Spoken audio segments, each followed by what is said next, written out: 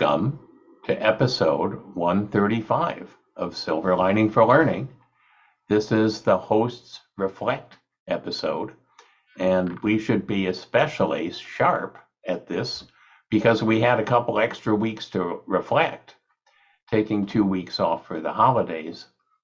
Now, it's tempting to instead spend the episode talking about Punya because he's on vacation in India, but I think we'll behave ourselves since he'll be watching it later and stick to big ideas that we've gotten from prior episodes and also just looking ahead at the year ahead. This is a good chance to do predictions or New Year's resolutions or whatever. So, Yang, I'm going to toss it to you to begin this.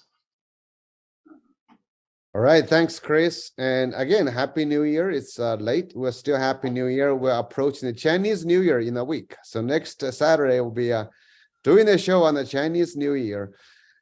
I've actually been thinking about a number of things. Number one, when the Stanford, the coding course, we broadcast about that, it reached a lot of people.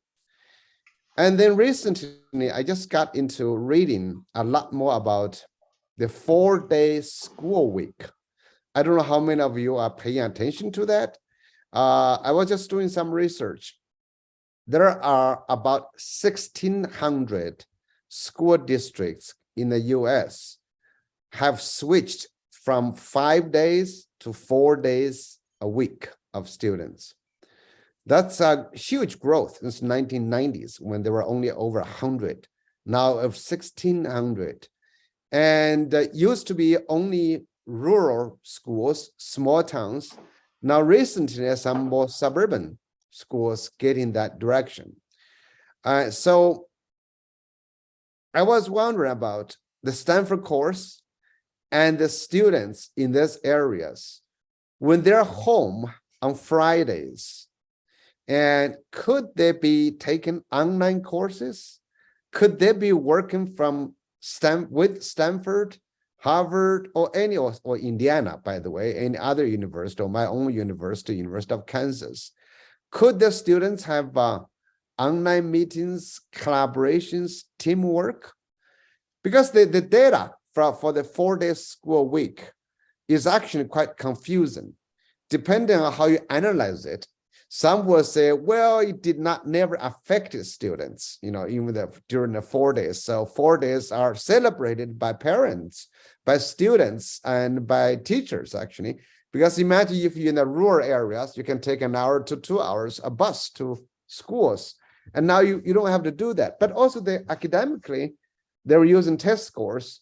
And some did not find any decline. Some find slight, tiny decline. But the big problem is that they never thought about using the 5th day as self-directed learning day, or using technology to change how we do it. So perhaps, after COVID, we'll talk about COVID, the online experimental sessions for a year many schools had to deal with.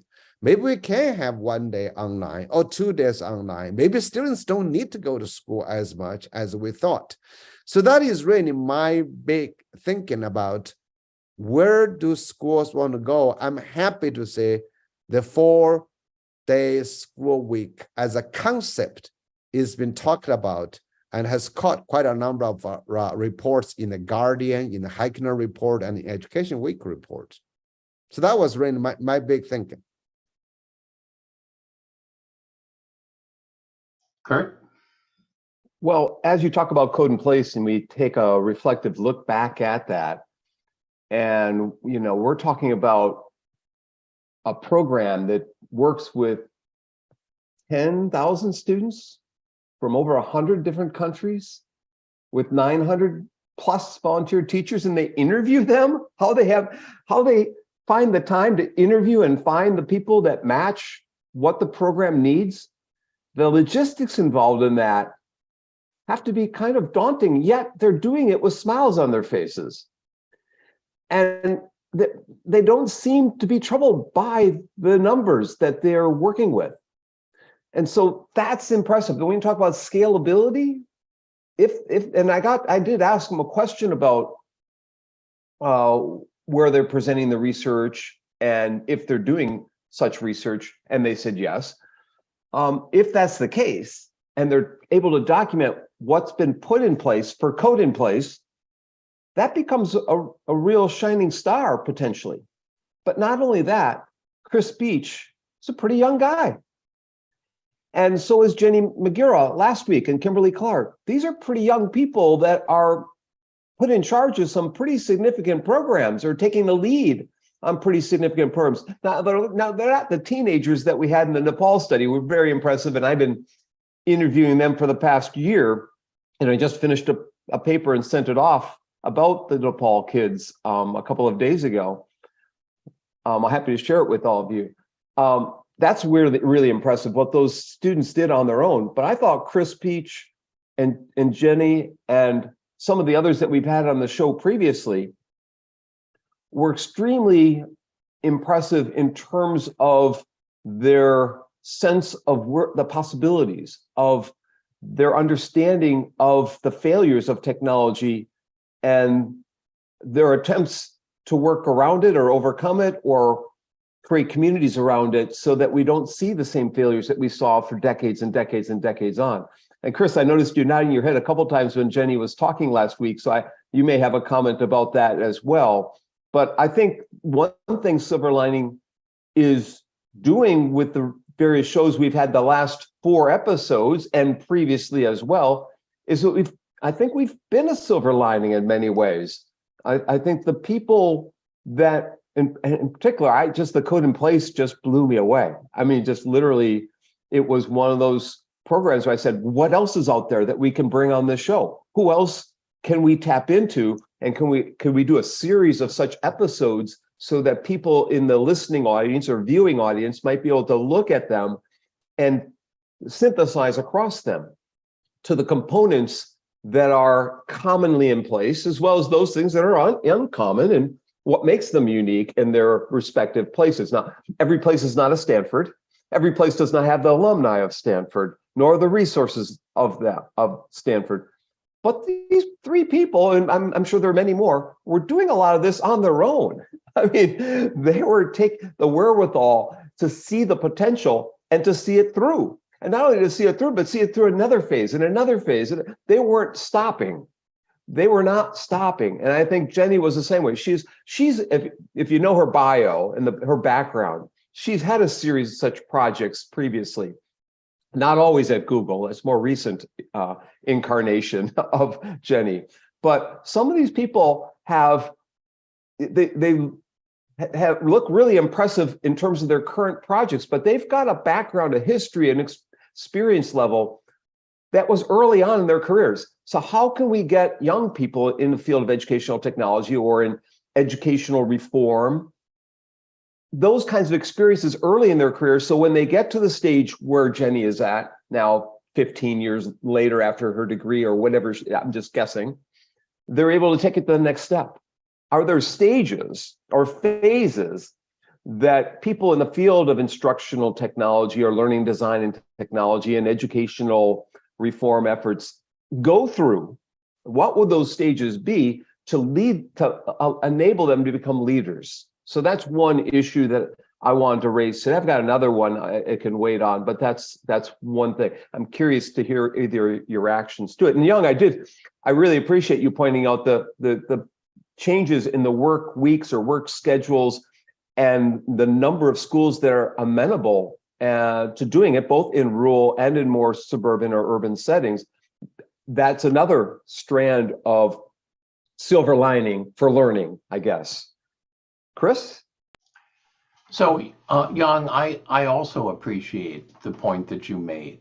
And in fact, to me, this illustrates the very common misconception that learning anything academic, you need to be in a classroom and you need to have a teacher. When we know that not only is that not true, but in some cases, it's actually more difficult to learn something academic deeply if you're in a classroom and you have a teacher. And it just is such a lost opportunity to look at at all the time that kids spend outside of classrooms, and time that's really competed for by social media and by the entertainment industry. And education, hey, they're not in class, so we can't help them. Kurt, I think Silver Lining for Learning really has lived up to its name. And, here we are at show 135, and we're not slowing down. And it's not just because we're committed and enjoying this enormously and learning a lot from it. It's because there's no shortage of bottom-up, highly creative, innovative, scalable models that are emerging. And we haven't had to have a contest, where we say, why doesn't everybody apply and we'll pick the top 50 to be on Silver Lining for Learning. And in fact, in contrast to a lot of other podcasts or webinars that I see advertised, we're not picking somebody every week and saying, well, here's a famous person, let's talk to them. Many of our episodes are about people that nobody had ever heard of. And yet, those have been some of the most powerful episodes. So I think that the top-down knowledge generation system of scholarship is very limited and not where the really creative ideas are coming from. Ideas that in many cases were freed up by the pandemic because of it undercut the compliance mentality. So I'm looking forward to the next 135 or whatever it's going to be. So I want to talk about generative AI in two chunks. And this first chunk, I want to talk about really dumb ways that people are thinking about generative AI.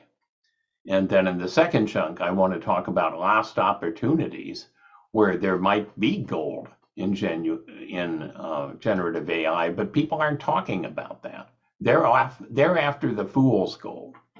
And I'm trying to direct attention to the real gold. So for part one, there was an article in Education Week on the 11th of January that is similar to a lot of other articles. It's talking about educators' thoughts, teachers' thoughts, AI people's thoughts about generative AI and education. And this article says, correctly, so far teachers have used or considered using the chatbot to plan lessons, put together rubrics, offer students feedback on assignments, respond to parent emails, and write letters of recommendation, among other tasks. That's a quote. Now, why am I labeling this as incredibly stupid?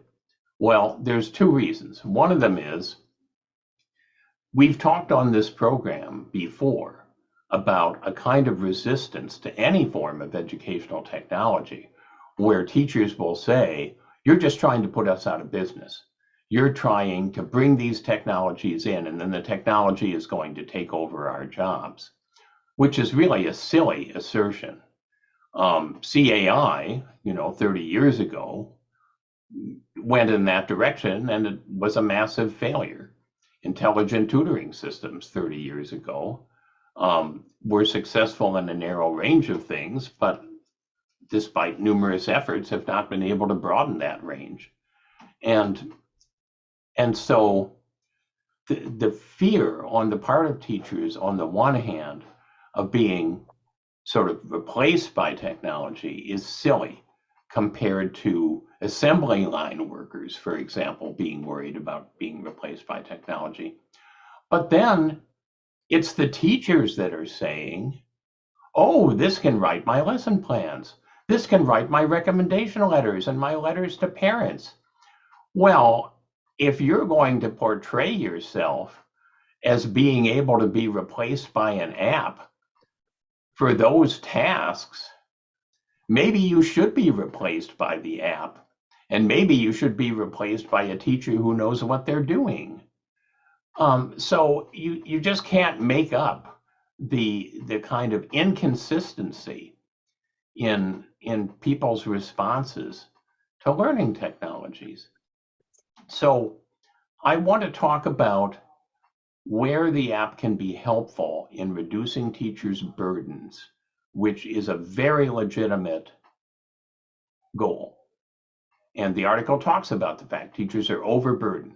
They need something to reduce their burdens. Couldn't agree with that more. So let's contrast.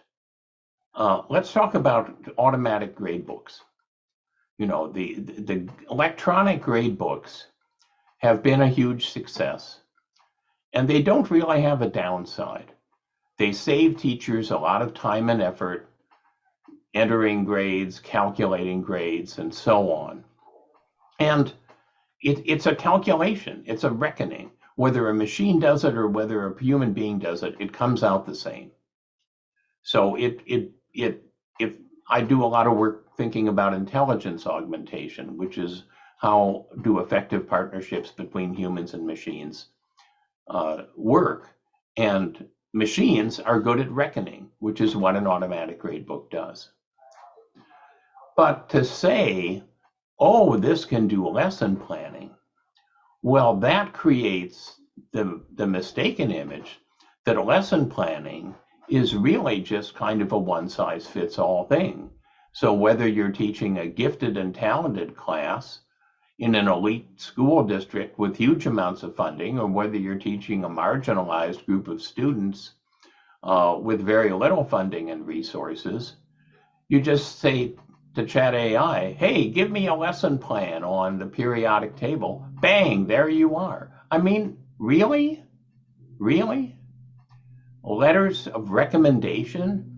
Would you really want someone to write your letter of recommendation by saying to Chat AI, you know, here's a couple phrases about this person, please crank out a letter for me? I don't get it. I do not get it.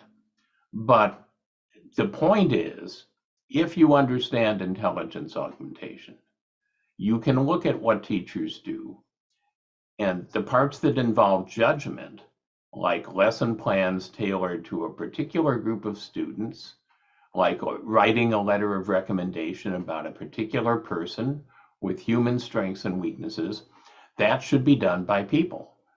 But things like reckoning, you know, the automated gradebook and so on, absolutely.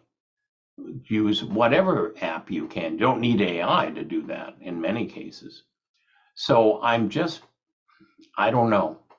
I'm just both taken by the fact that some teachers are saying this is going to replace any form of technology is going to replace us and we don't want it, which is clearly, you know, the only profession in which people are making that claim. And other teachers are saying, sure, hey, here's a free app that can replace most of what I do.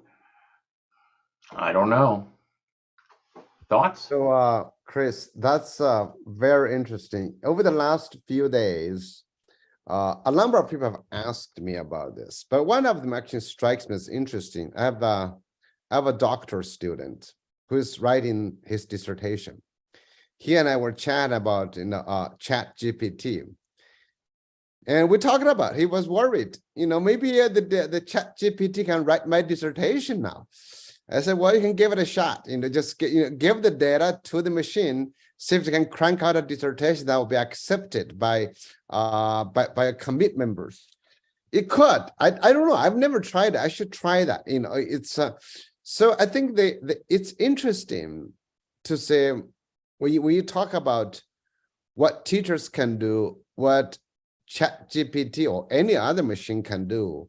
You know, you always talk about, you know, I think Henry Levin, wasn't he talking about the ecosystem? You know, it's about, you know, about how the different media may play different roles.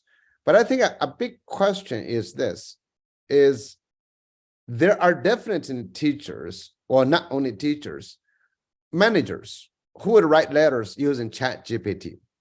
And if they don't care about, who you are, what you think about, but are they going to be accepted? This goes back to the other question when Kurt, you were talking about the code in place, the Stanford one. A big problem is still Stanford is not giving out credentials because people still want something to carry something. Like again, with the generative AI, it still wants, okay, this has a stamp of Chris Diddy from Stanford, even though it's done by a machine. So that is actually tremendously, interesting to think about where the future lies. So I'm looking forward, Chris, to your second part of where you think the real goal is. I don't know about Kurt. You want to jump in first before Chris jumps up? Go on. Yeah, there's a couple of things. One is, even while we embrace tools like online grade books, we have to keep in mind that those are not flawless. And even with the use of them, we're giving up some aspect of our creativity in our pedagogical approaches, creativity in our assessment policies. Those grade books were created for a standardized forms of thinking about students, behavioral models, if you will. And you just do a simple thing like have bonus points in Canvas. It blows the system out of the water. It can't handle certain things. So, to try something unique in your classes, pedagogically, team-based, institutional, all sorts of things that might not be the kinds of things that they've equipped with these auto grade books to handle, even peer assessments and other kinds of things. So when you utilize those tools, I think what we have to do is say, I am going to be using this, this AI counseling tool that might be embedded in the system.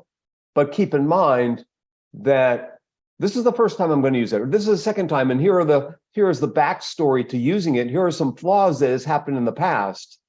I think all effective instructors have to be constantly pointing out where the challenges, barriers, where the flaws, as well as where the strengths are in each of those technologies. We cannot just simply incorporate them into the class. As simple as a gradebook might seem to be, as simple as a discussion forum might seem to be, I think I've been teaching 34 years, I think probably have had 20 different discussion tools that I've used, and none of them are the holy grail yet. I haven't reached it and haven't found it, but I keep trying and keep looking.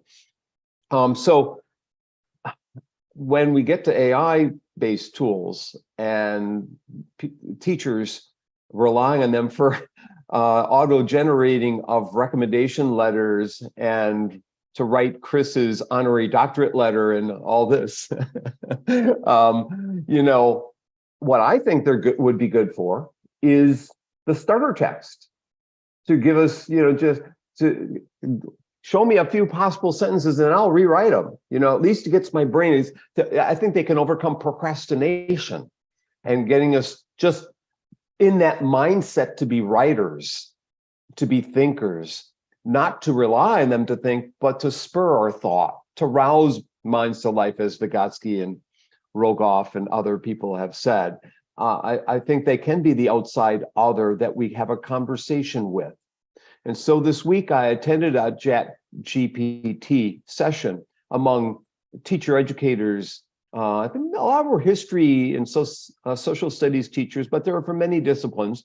My friend David Cutler and one of his colleagues ran this, and I didn't say a word. And David's kept nudging me, please say something, because they were very negative. The teachers were very negative about students will just cheat and they'll do this, they'll do that. And one of my grad students attended it with me, and afterwards she wrote me this long summary of what she got from the session. I want to read a couple sentences from here because I think it's important to stimulate some of our thoughts on what she had to say. Her name is Belle Lee, and her mother was one of my visiting scholars 7 years ago, and she was finishing her undergraduate in China and sat in my class and decided to come permanently to grad school. So she's a unique person, got her master's at Indiana, now is trying to come back for a doctorate. And she studies language learning and is working on our language learning, one of our language learning, our East Asian Studies Center right now for the year full time. She says, I was going to share my thoughts from a student and a second language learner perspective at the meeting, as I believe most of the participants are either program directors and faculty members, and they can only perceive the benefits partially. Unfortunately, I didn't have a chance to speak. From my perspective, ChatGPT is not the best, but my favorite co-author for now. Firstly, it responds to me instantly.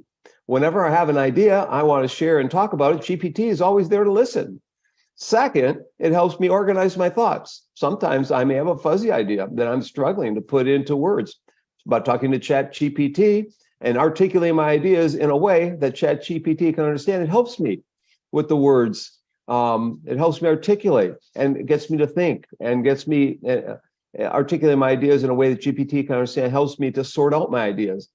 GPT may have limited creativity, but it can help me fill in the blank and generate a better idea. Third, it makes me more engaged as a person. It is no secret that having a conversation and interaction is much more engaging than reading and thinking alone. And I can tell that because I don't need Pomodoro technique to discipline myself. Working with GPT is amazing. So I don't think I'm using it to help me do my work. I'm using it to make my work more engaging. Many people mentioned, I'll just read a sentence or two more. Many people mentioned concerns about students misusing ChatGPT. Well, this may be a concern for younger students. For higher education students, there are already 1,000 ways for them to cheat. I believe that educating students in the right way on how to use GPT effectively is much more helpful than banning the tool. Fourth, as a non-native speaker, it helps me improve my language in a broad way. It makes me more socially inclusive. It gets me to interact with other people. Though the world's inequitable in another way, as you know, it makes the world inequitable. Chinese are not allowed to use ChatGPT. International students and scholars, ChatGPT is a tool that can break the language barrier and give them a chance to be like native speakers. It is very common for an article to be rejected due to poor language. ChatGPT can help non-native speakers with proofreading and that kind of. So she's pointing out some things and basically having a conversation. As Vygotsky had said, having an outside other, a peer or a more knowledgeable peer, you could learn from and have it, discussed with. So my dissertation was created to a set of computer prompts to get students to think about their creativity and their critical thinking while they're writing, to think about persuasiveness and argumentativeness and the transitions and the segues and the originality and elaboration, all those kinds of things. If we could equip ChatGPT and other AI tools with those kind of prompts to get, more of a procedural facilitation, as Breiter and Scardamelia would say, not substantive facilitation, not looking for keywords and saying you don't have this 1950s transportation under Eisenhower is not embedded in your paper somewhere. Not substantive facilitation, but procedural, in that getting people to reflect on their thinking in the paper. I think that is a role that they can play. Anyways, I printed this out. I wanted to read a little bit. May I read too much? Sorry if I bored you a little bit there, but I'm curious what your reaction is. Well, it sounds like the group would have been a lot better off if they'd let your student talk, as opposed to, the experts talking about this or that. So I said that people are going after fool's gold. Where's the real gold? And I think that you're highlighting one of the 3 points that I want to make about where the real gold is. And that is that this kind of technology sets a higher threshold for human creation. And I'm phrasing that in a way that's actually double-edged. So it says that if something can be done by ChatGPT, you're not earning your salary, right? So the threshold for human creation means you'd better be able to do something better than ChatGPT. But it also is a positive statement saying some of the things that your student said and others as well, that it provides a foundation of description that then can take the directions that you talked about in your dissertation. How do you make this a powerful narrative? How do you make this an evocative essay? How do you take this in directions that only human beings can take? And not just ChatGPT, but all kinds of creation. So artistic creation, when you have a painting that has a border around it with 100 identical flowers, now all you have to do is one, and let ChatGPT, let the DALL-E or whatever do the other 99. That's great, because now you can focus more on the non-repetitive parts. Or you can make each flower subtly different in a way that DALL-E, at least in its current form, is not going to be able to keep up with.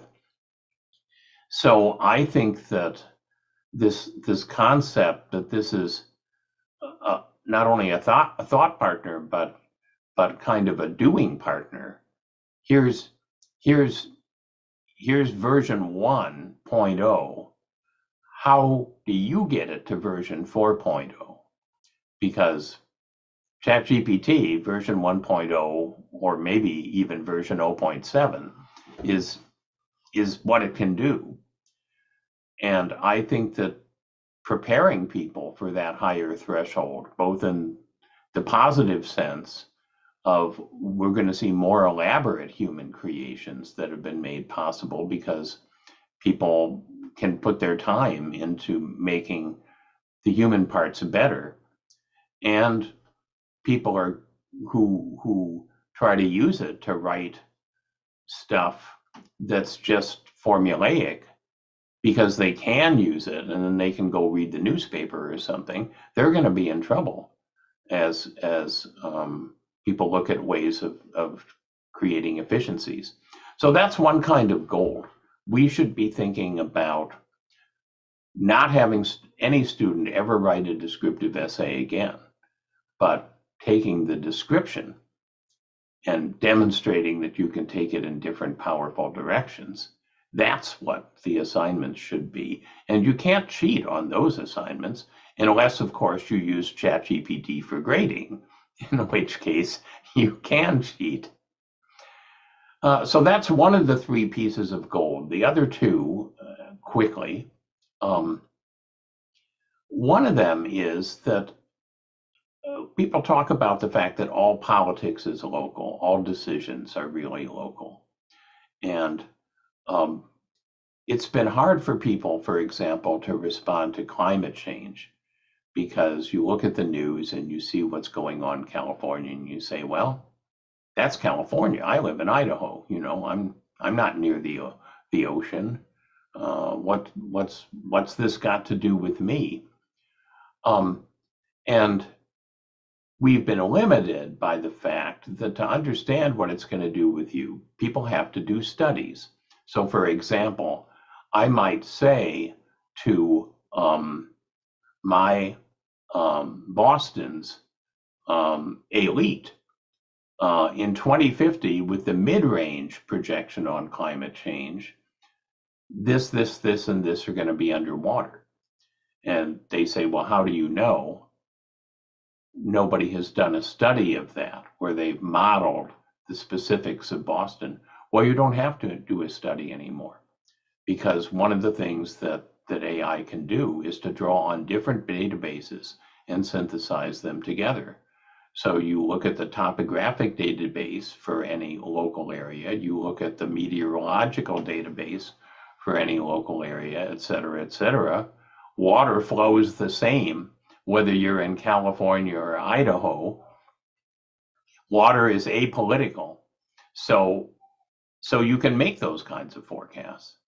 Now, again, there's a qualification to this, and that is that you can't make those kind of forecasts about human behavior, because that involves imponderables that AI does not understand. So if you were to say, when will the elite in Boston decide to do something about this, ChatGPT or whatever you're using will give you an answer, but it won't be a plausible answer. It won't be a realistic answer. One town to the next, faced with identical situations, you're going to see differences that are based on human behavior. So again, you have to understand, it's a little like the Sorcerer's Apprentice, that Mickey Mouse cartoon where Mickey, uses a magic spell to get the broom going because it's going to improve his life. He can just let the broom do the work, and then the broom goes crazy. We have to understand when we're getting help with creation what the strengths and limits are, when we're getting help with decision making and modeling what the strengths and limits are. And the third place where I think the gold is a better understanding of yourself and others that's brought about by having the equivalent of flight simulators for human behavior. And we've talked about that in here before. I don't want to belabor the point, but AI is getting better and better at creating complex simulations that evoke powerful responses from human beings, like simulated negotiation.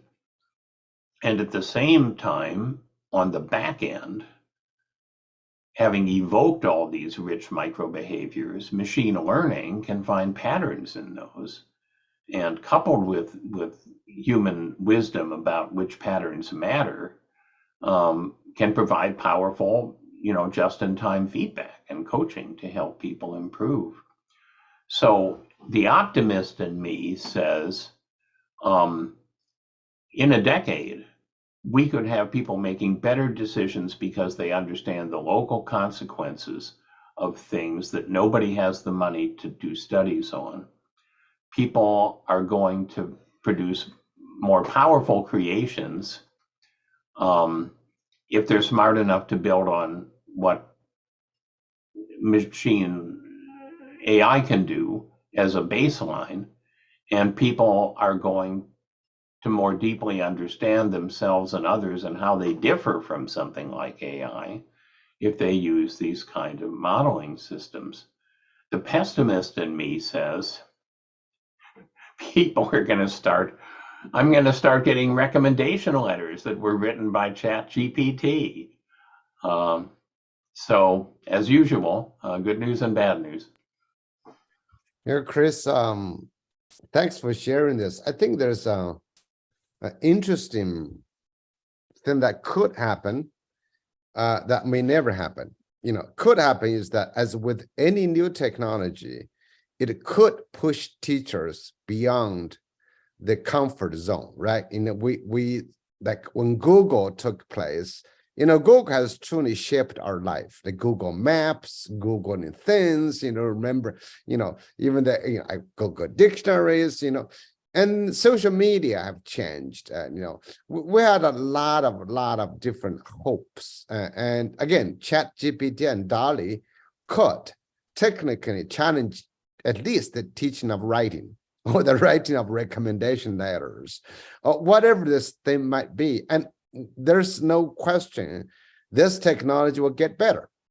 I mean, more sophisticated, and also, again, for a long time, this is a piece of what we call smart technology, truly affecting our life and branded as AI. I mean, there are a lot of AI-based tools that's been used without, us knowing necessarily. So this is it could break something, with DALL-E, for example, if you're an art teacher, how that's going to affect you, right? You have to think about all this.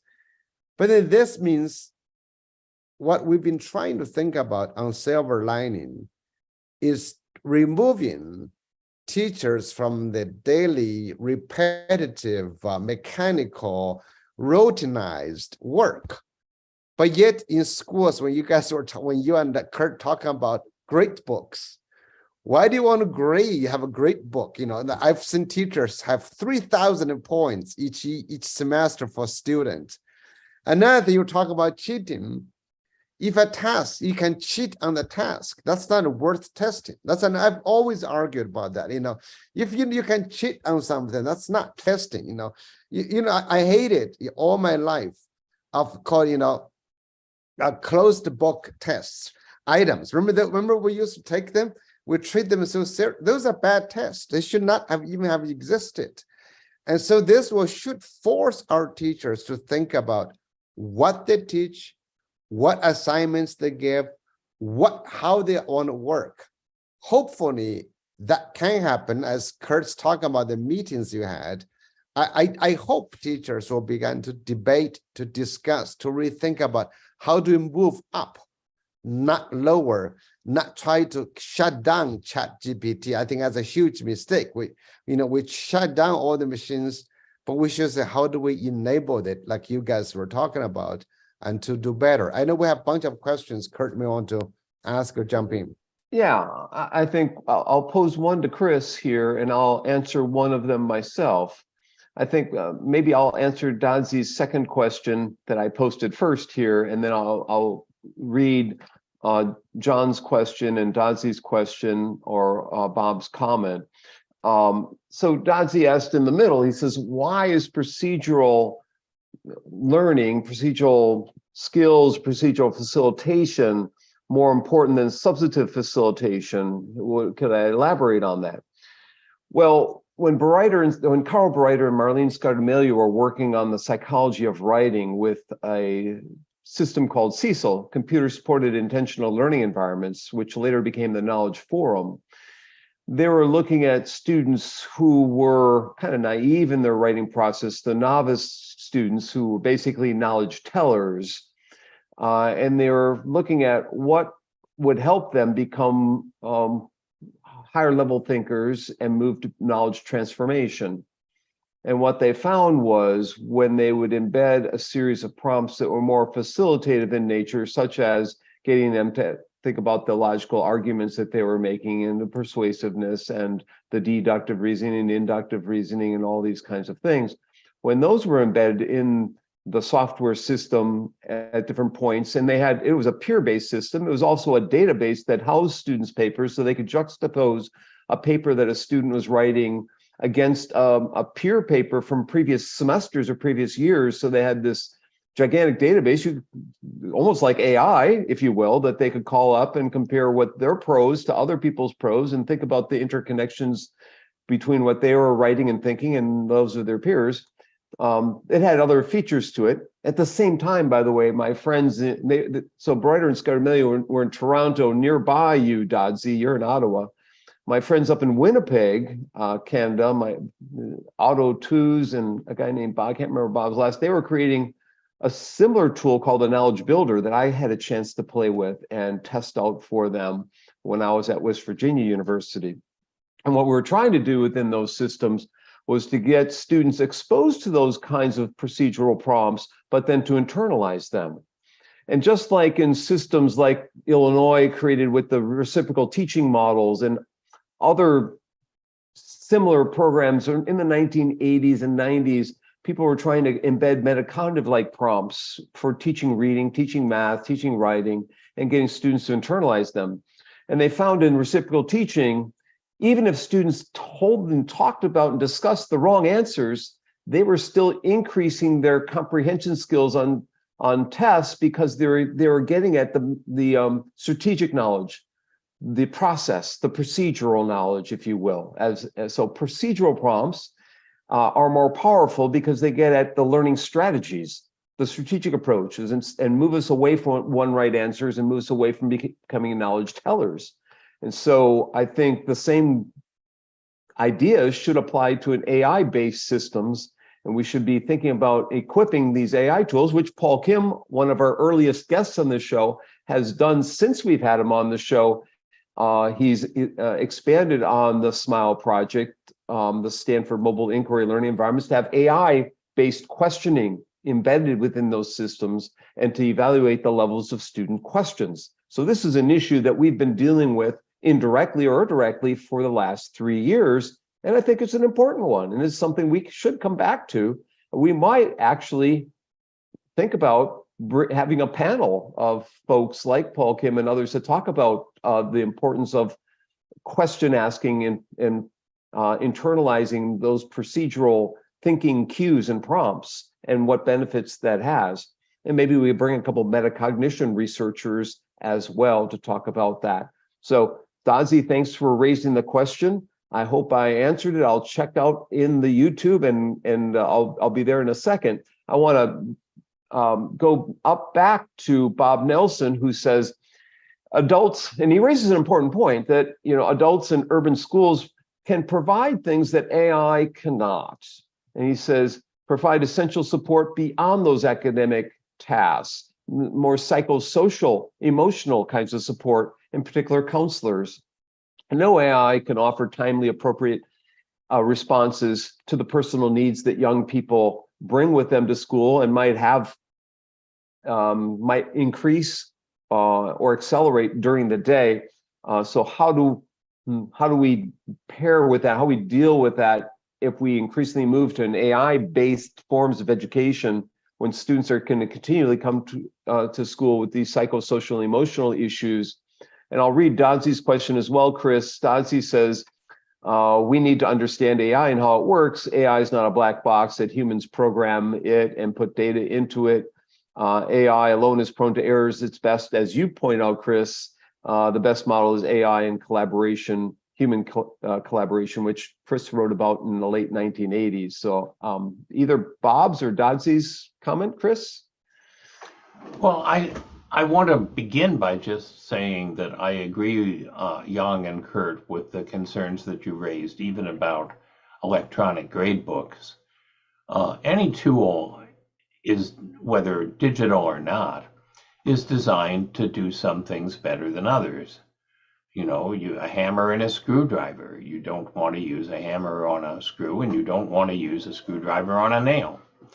And a problem with grade books that involve reckoning is that they rely on numerical, binary kinds of grading. And if you want to go beyond that, then the grade book isn't going to be helpful to you. In fact, it becomes kind of a straitjacket. So you're making an important point. And, so then the tool that might be helpful would be, for example, the verbal annotation tools, where you're reading a student's paper, you click, you can more rapidly than you type, and with more affect connected with it, you can make a 2-sentence comment that they can listen to. You go on. That can complement something like the digital grade book and give sort of a mixed methods approach to grading, which makes a lot of sense. So I want to acknowledge that. I'm also really glad, Kurt, that you brought up Paul Kim. We really prefigured some of this conversation in episode 8 when we had Paul Kim on, and he talked about asking great questions, and he had an AI system to evaluate students. They could send a question and say, is this level 1, level 3, level 5, and why? Today, you get the feeling that some of the chat AI people would say, well, what the students should do is ask chat AI, what's the great question that I should ask? And then the teacher can ask chat AI, how good a question was this? And so the whole process becomes chat AI with dumb human beings on both ends, not really doing any thinking.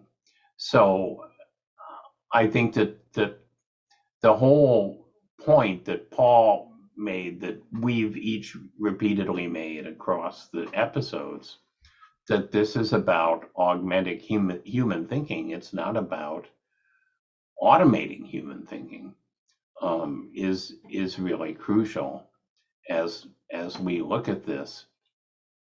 But I do think that as long as this stuff is black box, it is going to be hard for people to understand what it can and can't do. And the more we can make it glass box and show how these algorithms operate, at least at some level, because some of them are truly black box, the better.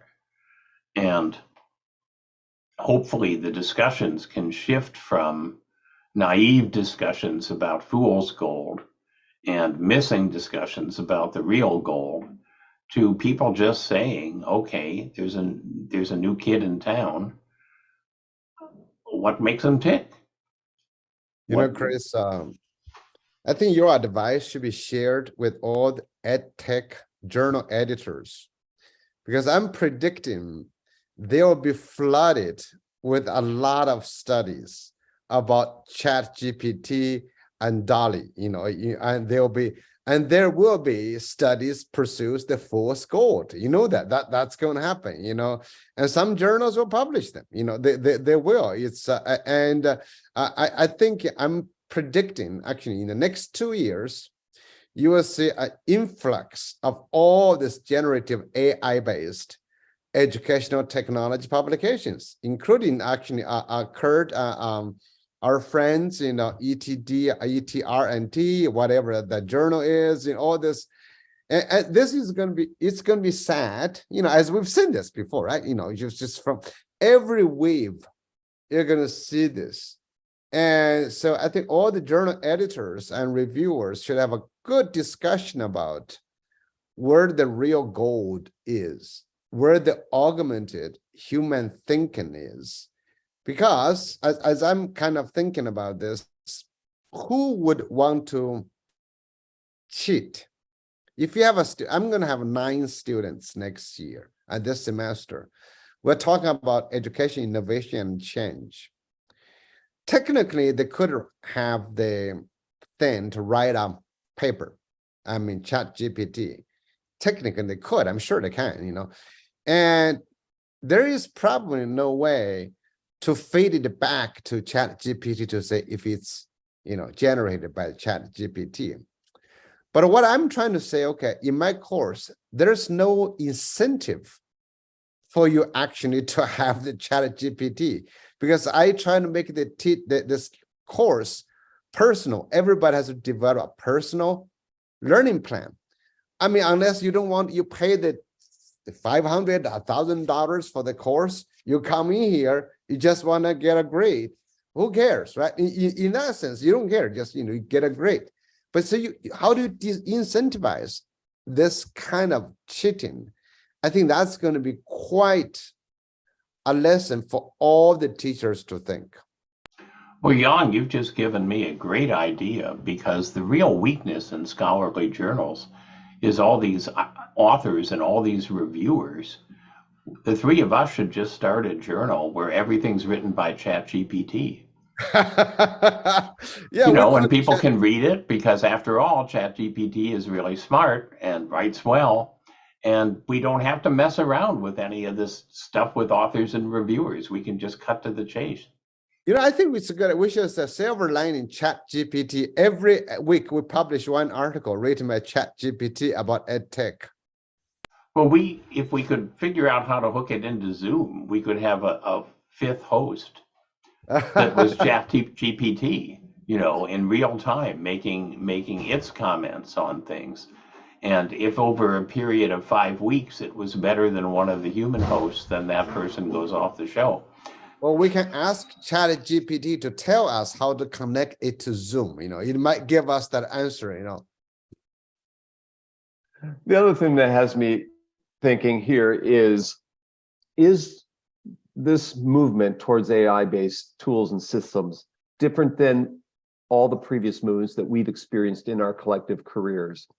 What about it is the same, and what about it is different? We've got 5 minutes or 3 or 4 minutes left in the show before we have to introduce the next show. But I'm curious what you both think about this newest hype in the media, in the news, that's just happened the past couple of months, in comparison to the waves that we had with ebooks about 13 years ago, about MOOCs a decade ago, immersive learning a couple of years back, and hypermedia 30 years ago, and hyperlinking and all that. What makes this the same, what makes us somewhat the same, and what is different, and what we should be looking at to recognize that those differences? When will we know that it truly is making a different type of impact than the previous technologies that we've seen in our careers? Either one of you want to jump on that? Well, I can jump in. I think, I doubt, my understanding of ed tech and education history tells me I doubt it's going to significantly shape education, but I hope it could. I don't think it's going to happen. Education really almost, genuine education might have already left schools. I think schools have to run as schools. So what our problem is that, we got, education is a huge industry. A lot of people benefit from it by complying to what we have been doing. Students, parents, teachers, administrators, we're all taught to comply. So even if we try a little technology in our class, students try a little, it's not going to change the fundamentals of schools. I don't think it's going to happen. It will change a little bit. A few teachers, you will see, again, as in this journals, Chris, before we publish our own journal, this journals will report a few teachers here did this amazing thing with ChatGPT. Another teacher did this thing with DALL-E. You will see those things happen as if everything is happening, but it will not, Kurt. This hype cycle is some job security for all of us, but it can also cause some schizophrenia trying to keep track of it. I tried keeping track of the MOOC era, and literally my fingers were worn out trying to save every article, read every one, and summarize and so forth. There's no way a single person can keep track of any one of the different fields that are emerging, let alone all of them. And so when people look at Chris as an AI expert, no one is an AI expert to know everything. And they were looking at me as an e-learning expert. There's no one is an e-learning expert because there's many aspects to human learning. And so those of us in the academic world, in education and technology, tend to get mislabeled when we're continually learning what's going on and trying to make sense of it ourselves, I guess, is the point I'm trying to make. And I think this AI movement today is a little bit different in some ways, because now we're finally getting to points that, again, Chris was writing about 40 plus years ago, or 30 plus years ago, 35 or so years ago.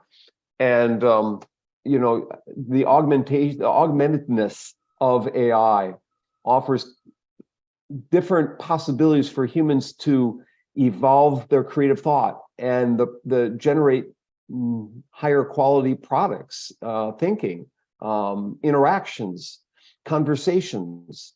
So that to me is different. Hypermedia and hyperlinking offered some opportunities too in that regard, which was 35 years ago or so. And that some of those have come true. And I think hyperlinking and the hypermedia has, in some degrees, elevated the kinds of discourse that happens about human artifacts. Chris? Well, I agree that when we talk about something that's a partner, and whether or not it's a partner in education, it's certainly can be a partner in the world of work, for better or for worse. And we need to prepare students for that world of work. It is different. On the other hand, the hype is still very much the same. And the media love these things because, first, everything is portrayed as magic and the solution. And then everything is portrayed as horseshit and yet another cruel deception by the ed tech community. And they win both ways, right? I mean, they just turn the crank and win both ways. And the reasoned discourse that we've tried to model today doesn't happen so much, unfortunately. So my God, you nailed it, Chris. So I'm going to just briefly talk about next week's show, and I'm quite excited about this and have enjoyed putting the episode together. Stanford, MIT, and Harvard are universities that many people regard as on the leading edge. And each of those universities produced independently a report on what can be learned from how the university responded to the pandemic in terms of remote and online learning. And those three reports are quite different than one another, but they also have some similarities. And the differences, to some extent, I think, are due to the differences in the mission and the culture of the three universities that produce the reports. So we have leads in the three reports as our guest experts next week, and we're going to talk about lessons that all of higher education, and perhaps even all of education, might draw from the similarities and the contrasts between the reports. So hope to see you next week. Happy New Year, happy Spring Festival, and take care.